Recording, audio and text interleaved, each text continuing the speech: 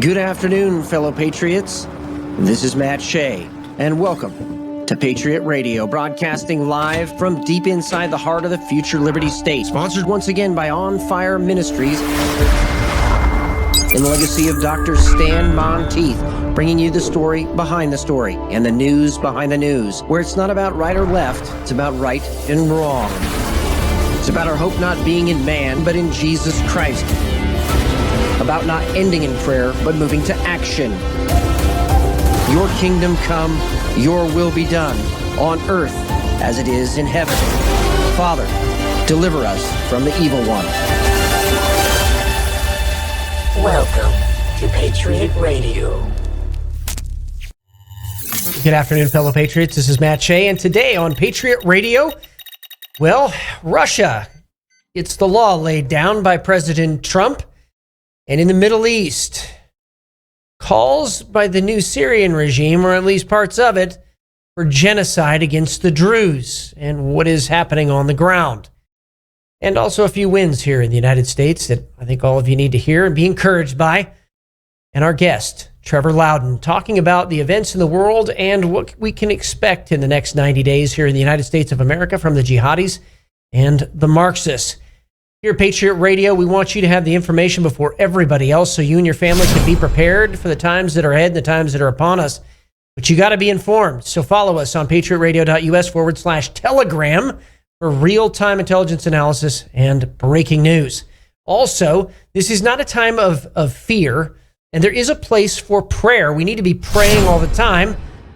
So pray with us. Send us a note how we can pray with you or pray for you, patriotradio.us/prayer. But we can't end in prayer. As I always like to say, we have to move to action. And part of action means that we need to hear the word of God and actually incorporate it, accept it into our lives. Truth is reality as God sees it.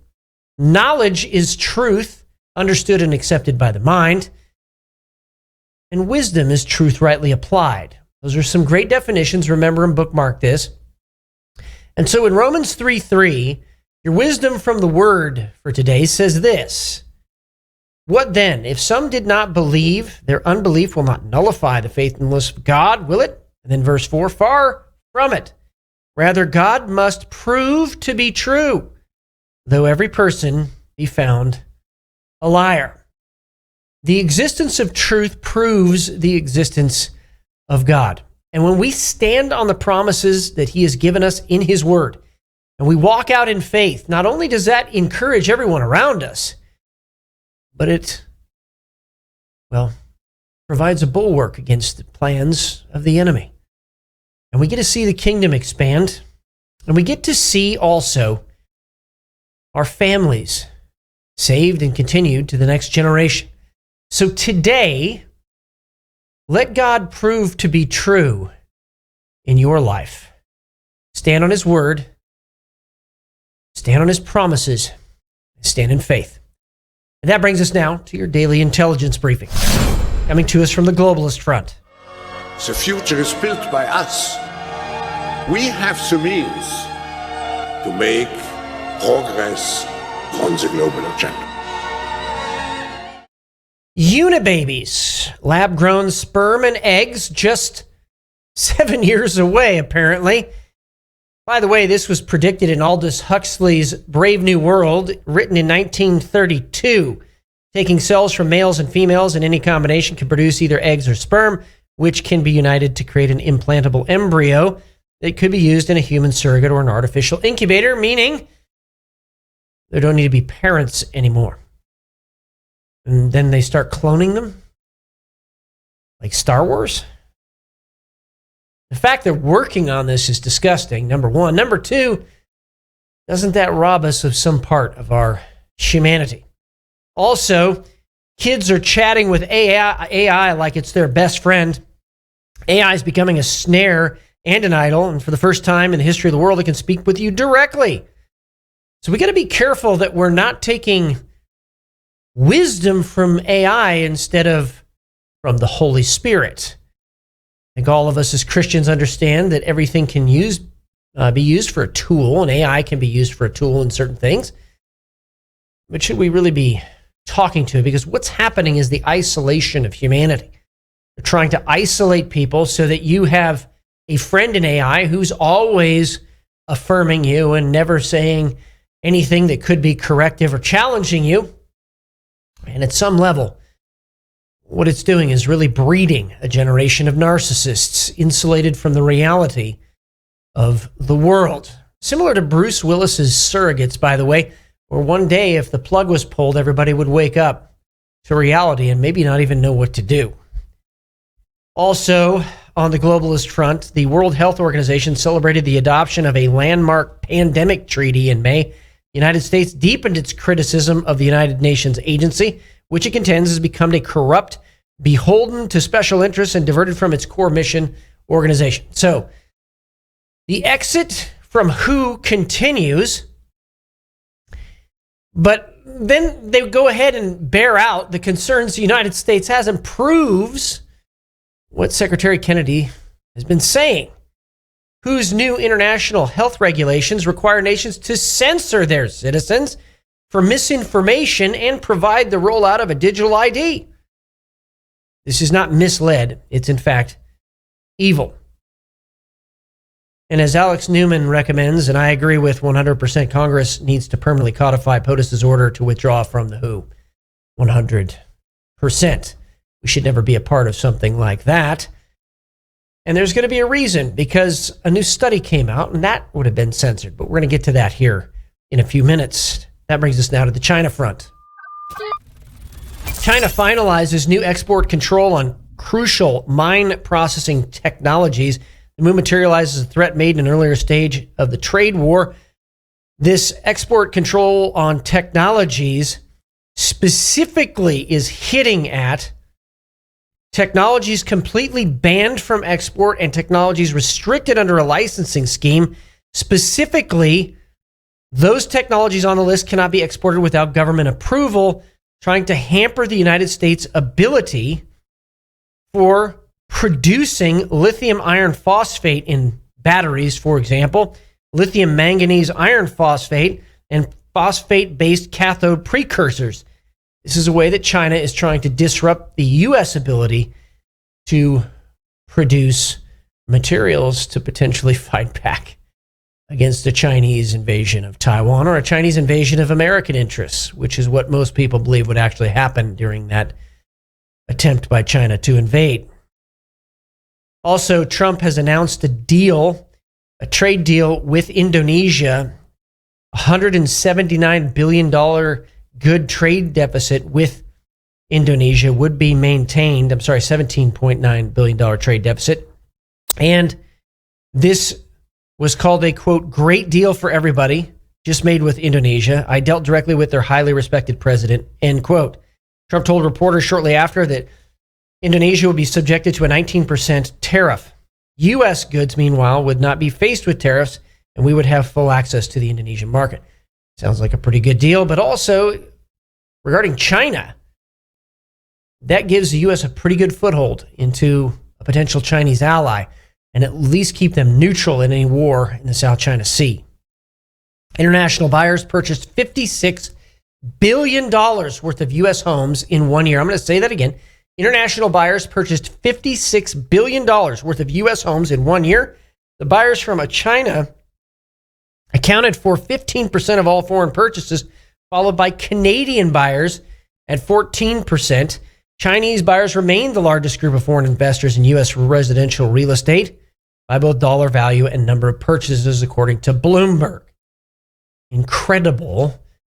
Chinese are continuing to buy property in the U.S. Now, it's not just near military bases, but it's in residential areas. Now,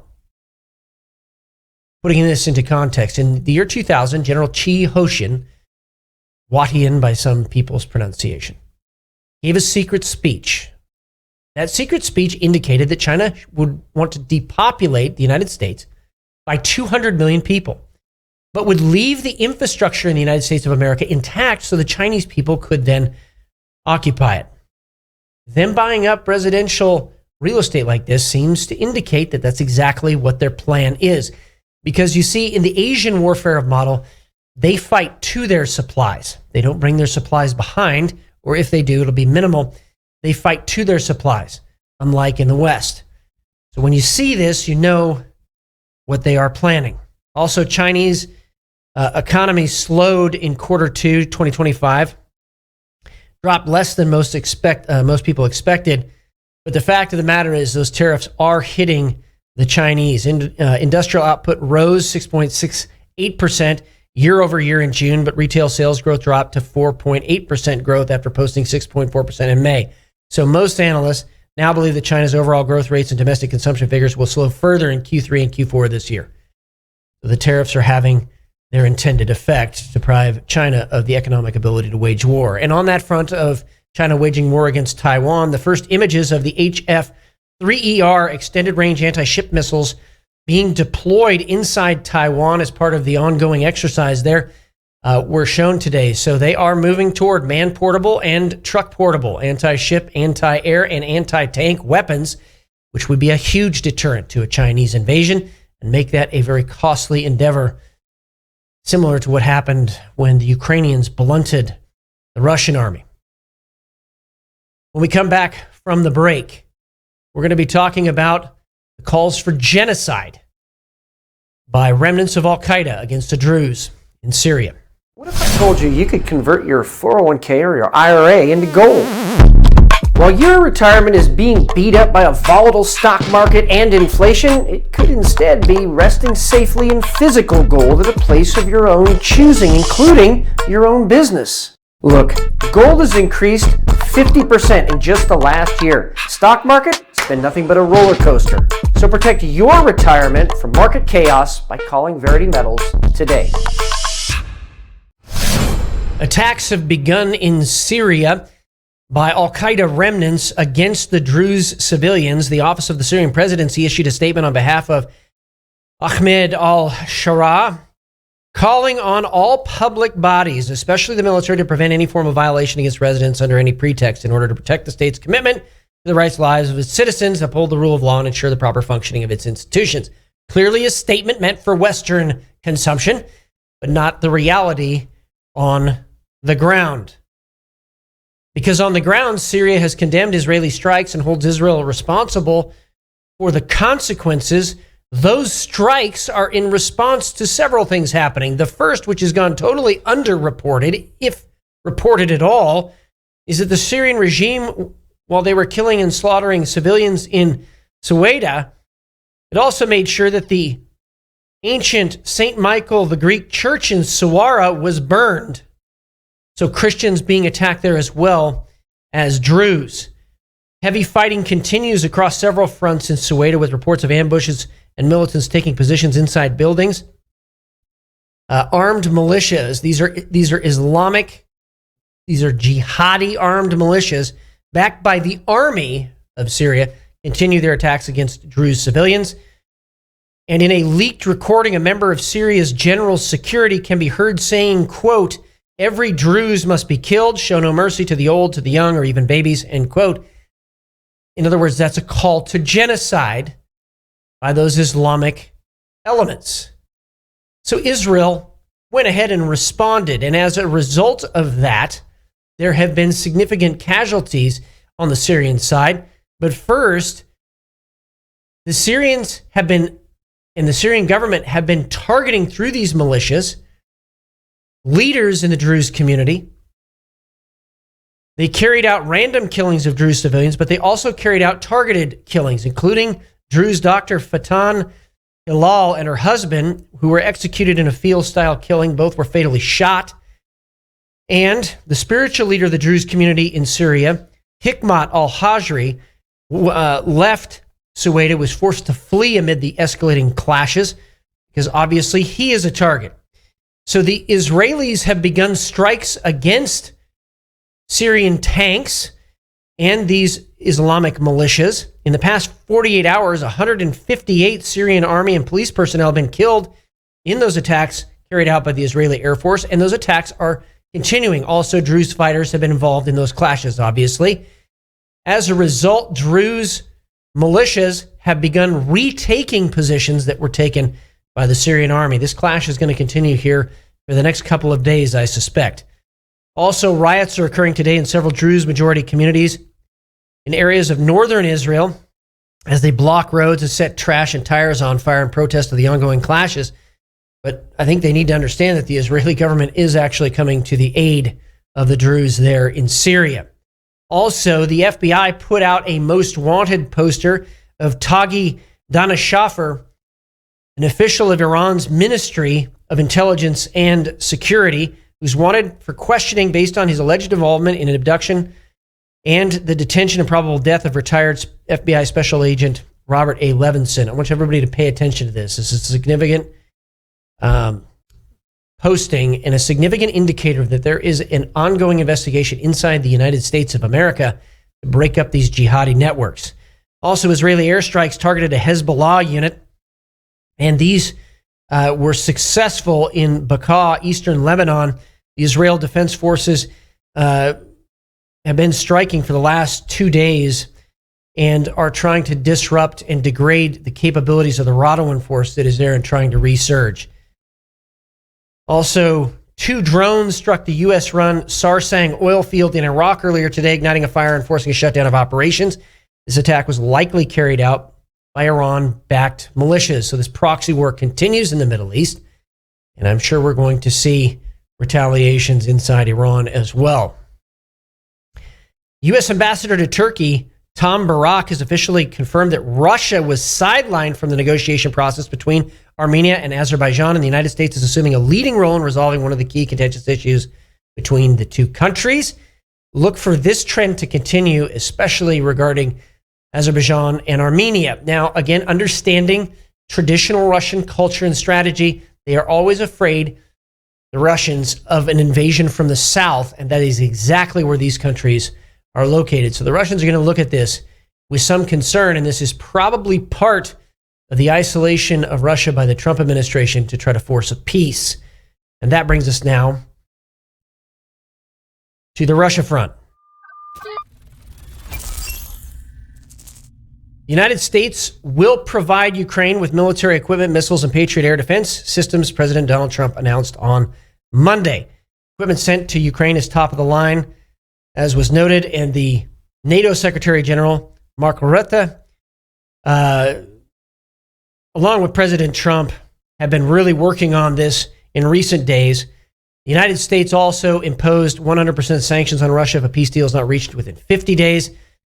And we're going to see a continued buildup there in Eastern Europe and in Ukraine.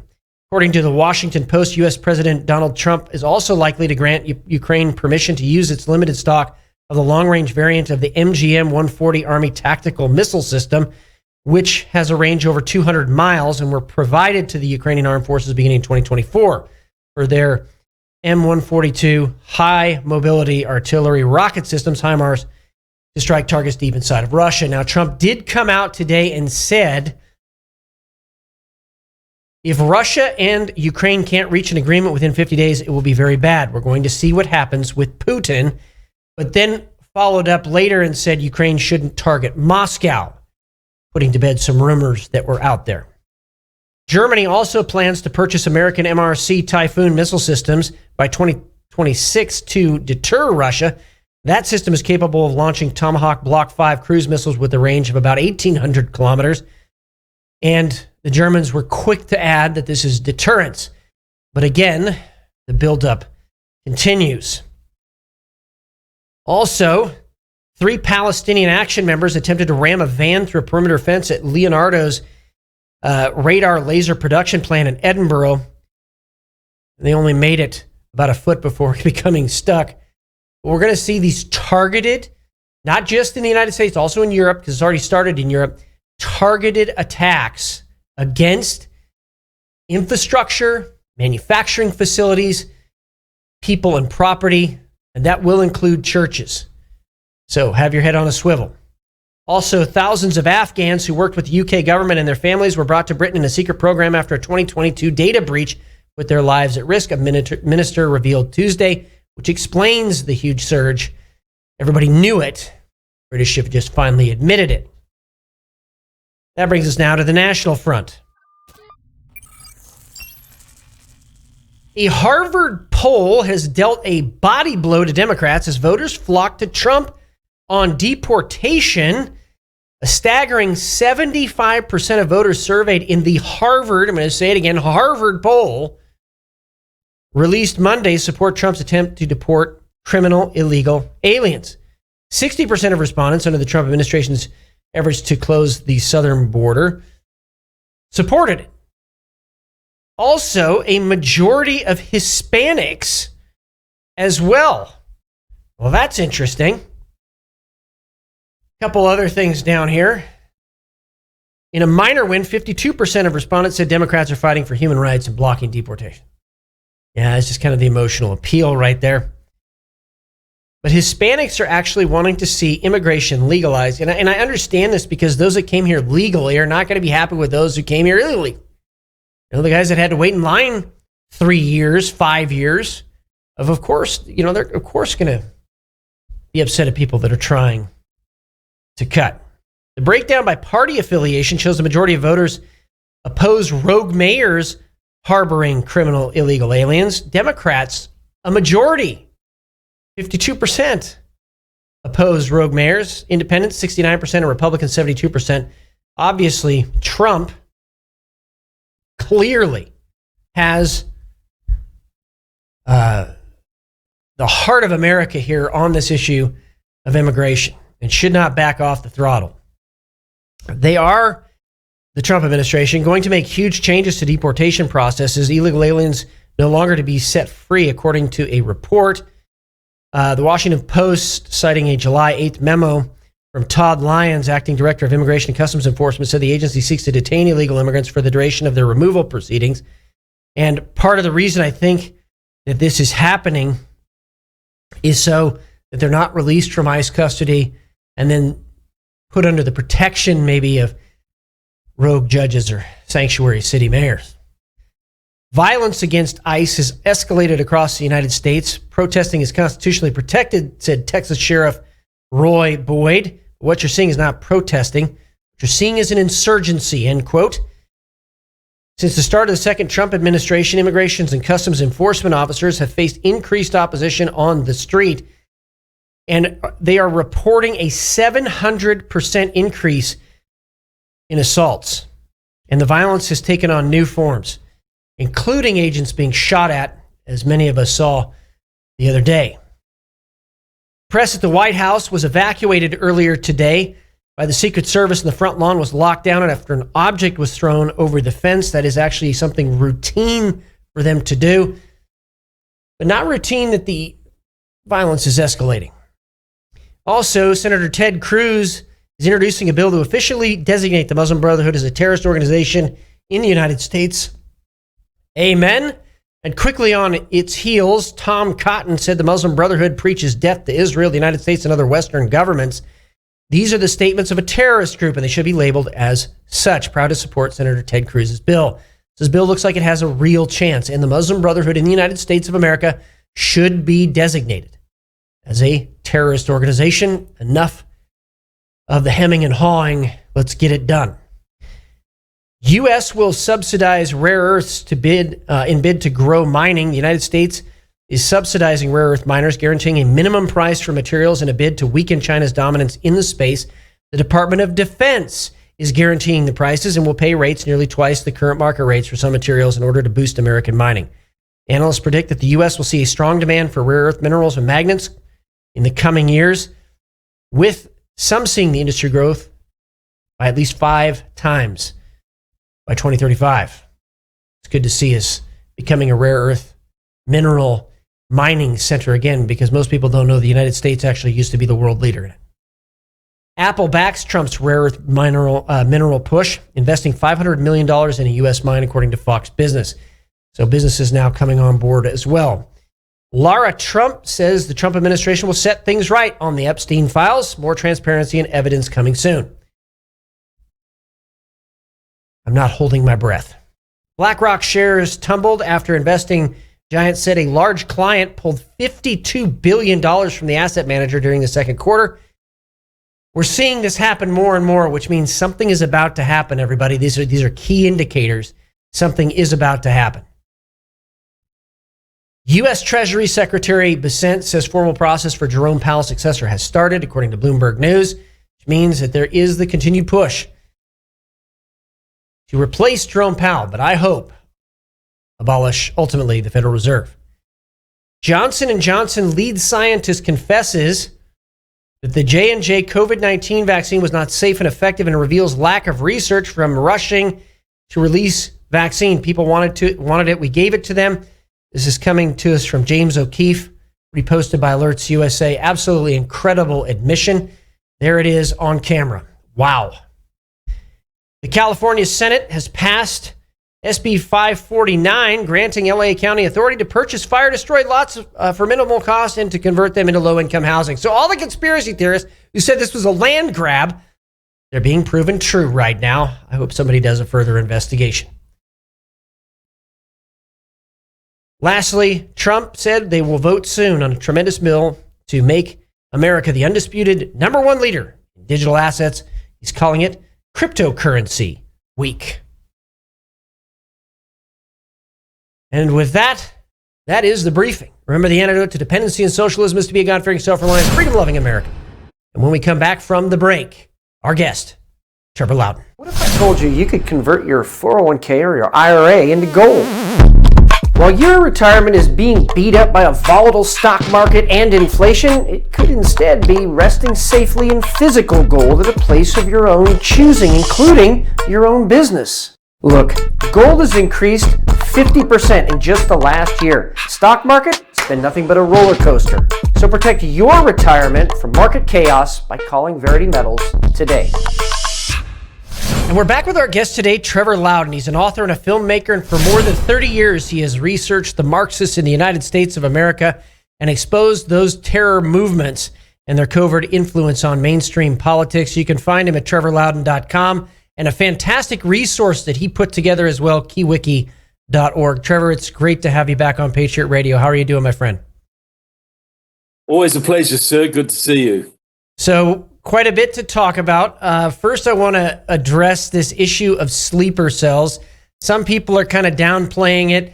Some people are saying, no, this is this is a real threat, but there's maybe a bigger terror plot in the offing having to do with Hamza bin Laden trying to plan an October 7th style attack or even a Mumbai style attack here in the United States. How are you analyzing this, and what are you seeing? Look, I think all of that is eminently possible, and I'd be very surprised if we get through this summer without a major incident. See, we've got a whole bunch of homegrown terrorists here, but we've also got a lot of Hamas and Hezbollah. Hezbollah has been setting up cells in America since the mid-1980s. That far back, since a few years after the revolution. So we've got Hamas here, we've got lots and lots of Chinese who have snuck across the border under the Biden administration. People estimate, we're talking about Chinese military. We're talking anything from 10 to 100,000 estimates have ranged from. And plus you've got a whole lot of Chinese nationals who live here. Most of the recent spy cases uncovered by the FBI in the US military have involved Chinese people who came here, joined the military, and wow, surprise, surprise, they turned out to be spies. So you've got the cartel, you've got the October 7th people here, all the Palestinian youth movement, the Students for Justice in Palestine. All of these groups are heavily involved in terror stuff. And then you've got the local Antifa. For instance, they tried to, 10 or 12 of them tried to ambush an ICE facility in Texas recently. So I've been predicting for some time that we would see significant violence on America's streets this year. And so far, I think I've been proven right. And I hope from this point on, I'm the biggest fool in America. But I sincerely think there's a major danger is looming. Well, let's talk about first the terror cells inside the United States. There's a lot of coordination happening, and I think we've seen it happen on our university campuses, but Unity of Fields has been specifically coming out recently and talking about coordinated violence inside the United States. I think a lot of folks think that, protest is as violent as it's going to get, but we've seen United Healthcare CEO intentionally targeted. We've seen a CEO in the Portland area targeted. We've seen churches targeted. So, this does seem like a coordinated effort, and it would seem that the jihadis in America are more dangerous maybe even than the Marxists. I would like to get your take on that. Yeah, well, look, we also saw the young couple gunned down outside the Israeli embassy. A young Christian man and his Jewish fiancée by a Marxist, a Hispanic Marxist, former member of the Party for Socialism and Liberation. Yeah, I think there was a great video circulated recently by Canary Mission. That's a group that monitors extremism on campus. And it had little vignettes of several Muslim activists from Palestinian youth movement, Students for Justice in Palestine, etc. And they were saying things like, well, this is a very grave time. Many of us will not be here later this year, meaning we'll be dead. Mm-hmm. Well, why would they be dead? Either they are contemplating suicide attacks, or they know that any attacks they undertake will probably be met by some pretty stiff police resistance, and they may end up dead. So these are openly saying this at relatively public meetings, public enough for Canary Mission to get inside there and tape them. So, yeah, I think since October 7th, which was backed by Iran and Russia and other forces, you've seen an upsurge around the world, and I think we're going to see Carlos the Jackal's dictum put in place, the famous Venezuelan terrorist who once said that America can only be brought down by an alliance of Marxism and radical Islam. And I think that's what they've President Trump's their biggest enemy of both the communists and the Islamists, and I think they want to make this country chaotic starting this summer. I agree 100%. And one of the, I think, most prescient examples of this, and kind of in one person, an example of the red-green axis is Mamdani in New York. How do you analyze him? I mean, you got a clearly spouting jihadi rhetoric, and at the same time clearly spouting communist rhetoric. Yeah. Well, he's a perfect example. He's a member of Democratic Socialists of America, which is, despite its name, is a communist organization. They're allied to Cuba.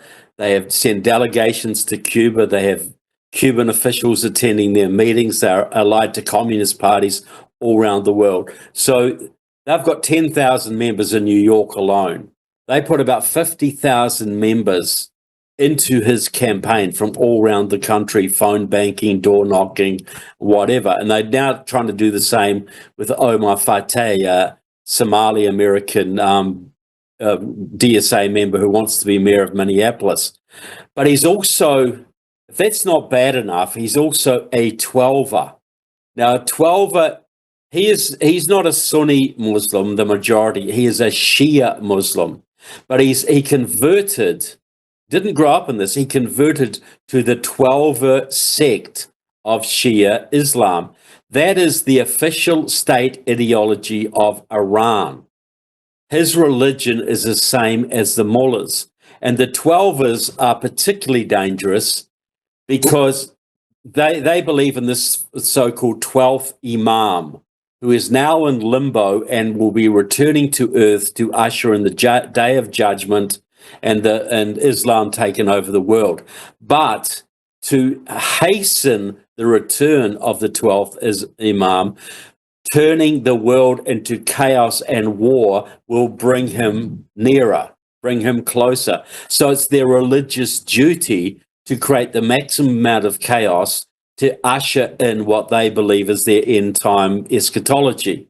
So he's got this hardcore jihadi end times religious philosophy coupled with his revolutionary communism, sitting in the world's largest center of Judaism outside of Israel and the most powerful economic center in the world. and he could be the mayor of it.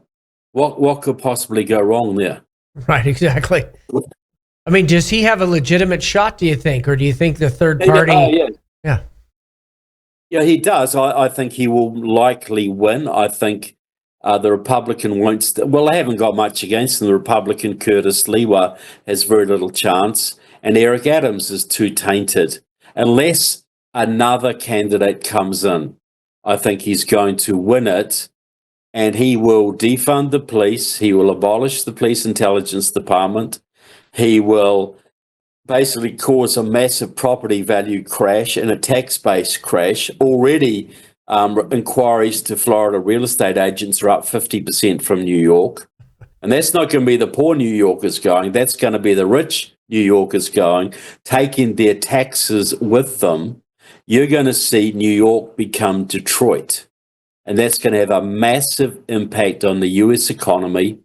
And New York will become a terrorist sanctuary city, and it'll become a counter state. The Muslims and the Maoists are into this idea of counter state. You seize control of an area, you set it up as a counter state to the existing state, and you rally the revolutionary forces around this counter state, this new capital.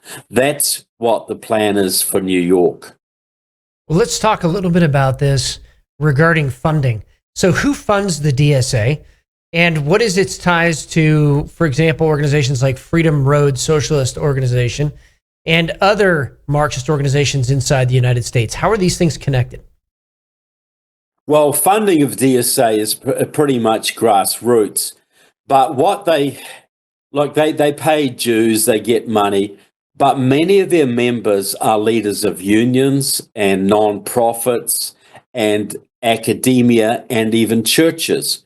So what they do is get the money from unions funneled into their causes. Like their actual budget's probably a couple of $1 million a year, but the money they have access to through the Soros fronts, through government grants, through union funds, it will be multiple millions of dollars a year. But like Mandami's campaign, he was given, $100,000 by CARE. Soros organizations put several $1 million behind him. There's no shortage of money on the left. Now, DSA, when you say Freedom Road, there's two Freedom Roads. This is a problem. Well, it was an organization that split and both kept the name Freedom Road. One of them is now Liberation Road. They're the people who set up Black Lives Matter, and they are closely allied to DSA. They have cross-membership. Many of them are members of both organizations. The Freedom Road Socialist Organization, as it exists now, is a pro-Chinese communist organization. They did all the George Floyd riots. That was completely their project. And they were behind the recent riots in LA. That was, again, completely their project. They're very pro-China. They have people in China. They take direction from China. So there's this network of DSA has got 80,000 claimed members. Freedom Road, Liberation Road probably got 1,000 each. Communist Party USA has probably got 10,000. You're probably talking about 150,000 communists. But when you talk about supporters, you're probably talking about 1 million people at least. With all the left-wing academics and that sort of thing. Well, the communists got 1 million women alone into that stupid women's march with the funny hats. When Trump first got elected, they got 1 million people, and only 5% of the leadership would have been communist, but they could mobilize 1 million people then. That was just the women. So they're able to mobilize well over 1 million people in America, even though they're only probably 150,000 members between them. When we come back from the break, we're going to talk a little bit more about the No Kings movement and also the connections with China and what can be done to disrupt these networks in the United States. What if I told you you could convert your 401k or your IRA into gold? While your retirement is being beat up by a volatile stock market and inflation, it could instead be resting safely in physical gold at a place of your own choosing, including your own business. Look, gold has increased 50% in just the last year. Stock market, it's been nothing but a roller coaster. So protect your retirement from market chaos by calling Verity Metals today. We're back once again with our guest, Trevor Loudon, trevorloudon.com, keywiki.org. As we were talking about before the break, there are some connections to the Chinese communists. Is communist China fomenting some of the unrest that we are seeing on the streets of America, and are they funding it? Well, I know they're fomenting it, but I don't really think they have to fund it because the left has got so much money from government grants. We're funding the revolution ourselves. They get these so much taxpayer money, so much foundation money, so much union money. They don't need Chinese money. I think the Chinese money that comes in through the real estate market in Vancouver and things like that goes to these underground networks of Chinese nationals, you know, the ones who are here getting ready for military action, drug rings, cannabis farms, all of this kind of thing. They don't have to fund Black Lives Matter. Black Lives Matter gets more than enough money from Soros and Americans to do whatever they need to do. They get millions and millions of dollars. But the Chinese Communist Party is absolutely connected to Freedom Road, absolutely connected to Liberation Road. When they burnt Ferguson, Missouri down in 2014, there was Liberation Road comrades training in China at the time, left China, came back to America and flew straight into Ferguson, Missouri, where they had 10,000 people from out of state burning that city to the ground. So the connection is and they're also connected to all these voter registration organizations around the country too. The connection is that the Chinese consulate in San Francisco is connected to a group called the Chinese Progressive Association, which is a Maoist group that pretty much runs the politics of San Francisco. They started Black Lives Matter. They fund it. They help to fund it through their, through their various organizations.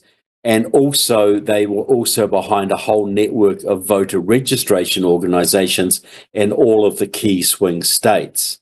And they boast that they won the election for Biden-Harris, for Biden-Harris and the midterms, etc.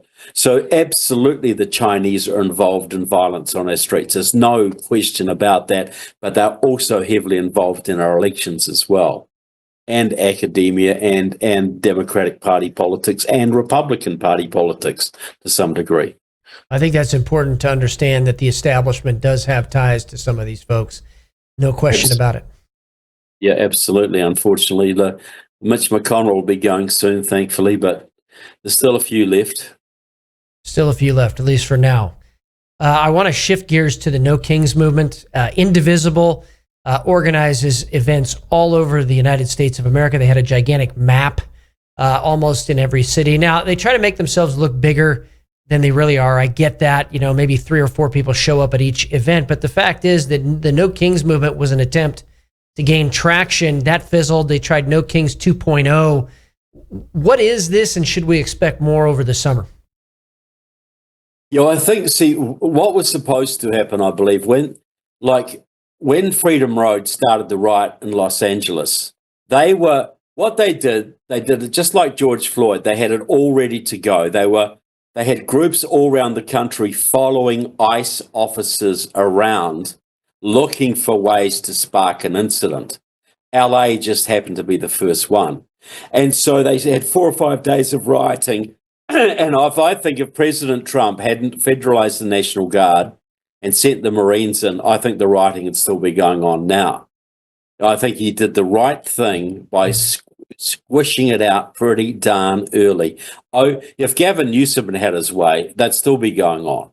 He was trying to fight Trump on federalizing the National Guard.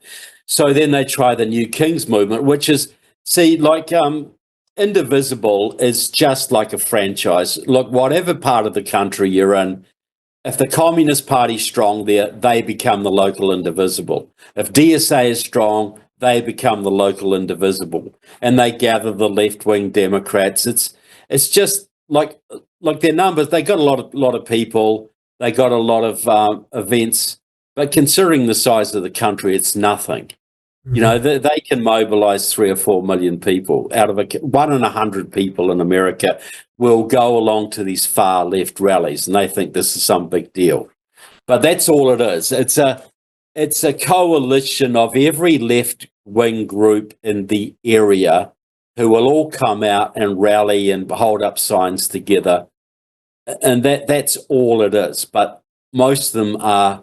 The core members are Marxist, radicals, communists, etc. So that was the peaceful wing. The riots were supposed to be the violent wing, and both of them are pretty much fizzled out at this stage. But that's why I'm thinking we're going to get the terrorist attacks next. I think that'll be the one they rely on to create chaos now, because the first two didn't go too well, and then we'll see a return of the rioting, I believe.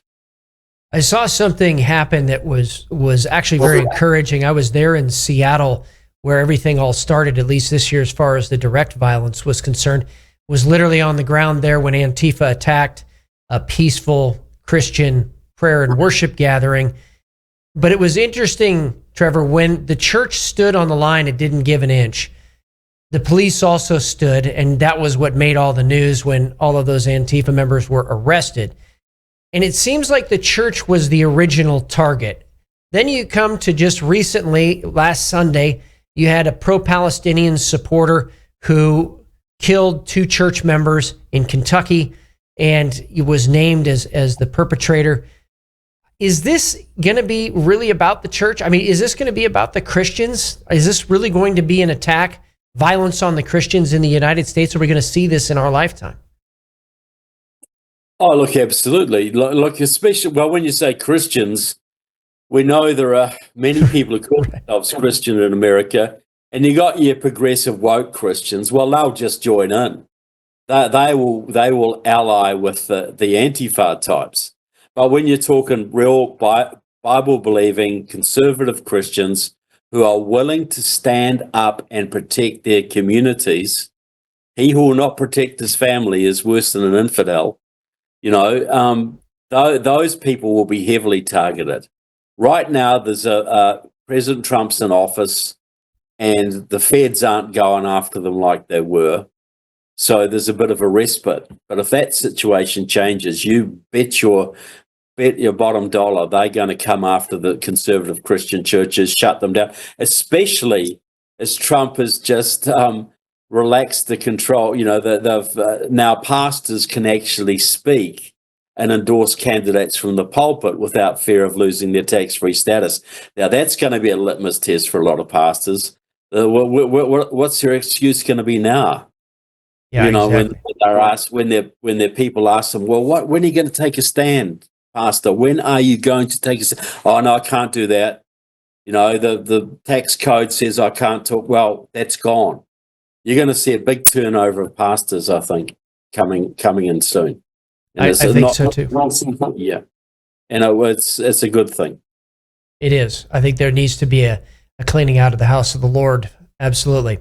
I want to talk quickly too about Ted Cruz introducing a bill to declare the Muslim Brotherhood a terrorist organization inside the United States of America.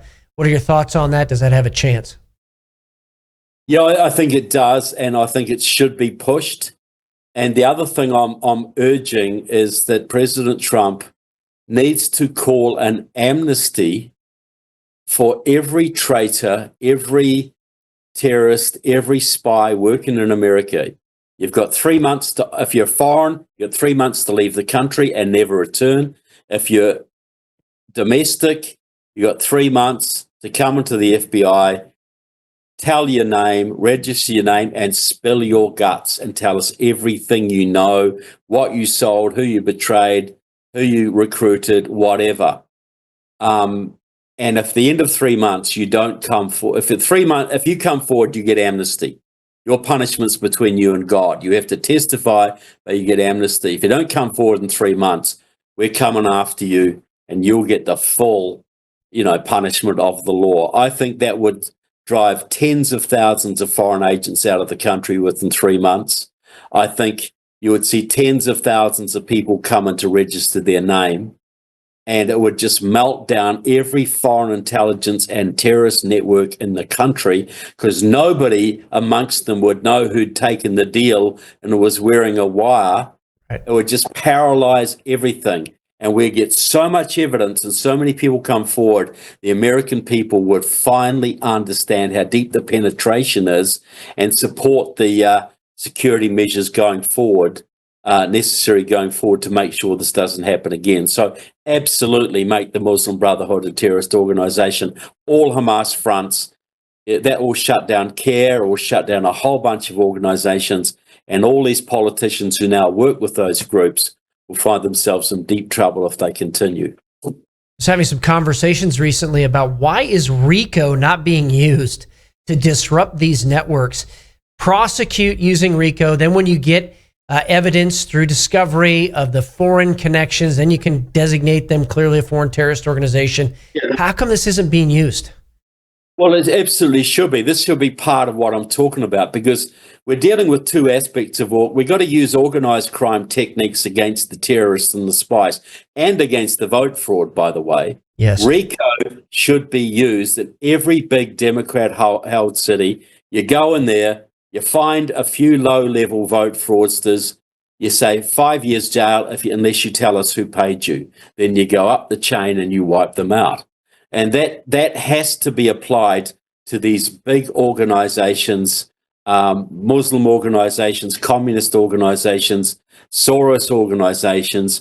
RICO lawsuits are the perfect tool for this, coupled with an amnesty for those who want a way out, as long as they'll rat on all of their friends.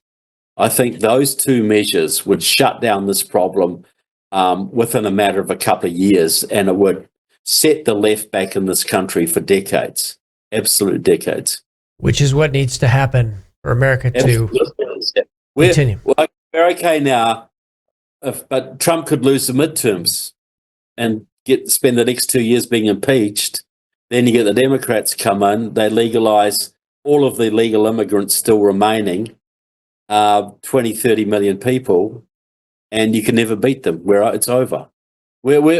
We're winning a little bit now. Well, we're stopping the rot a little bit, but so much more needs to be done. So much more. And RICO lawsuits, amnesty, cleaning out the deep state, which is really directed from Russia and China. People don't seem to understand that, and Iran to a degree. Cleaning that out, we'd be a whole different country very soon. And I hope Trump actually hears these suggestions and acts on them. I hope so too. I know people are putting them in his ear, so I hope he does act on them. But RICO lawsuits, Giuliani, Trump knows Giuliani very well. He saw how they were used against the mafia. We have to understand the Chinese and the Iranians and other forces are using exactly the same tactics that the mafia uses to take over and control whole cities. Only their motivation is political, not just ripping people off. But the same tool can be applied. Absolutely. Trevor Loudon, thanks for joining me on Patriot Radio today. As always, an amazing conversation. Blessings to you, and keep up the fight. Thank you, sir. Always a great catch up, and blessings to you and your audience. Amen.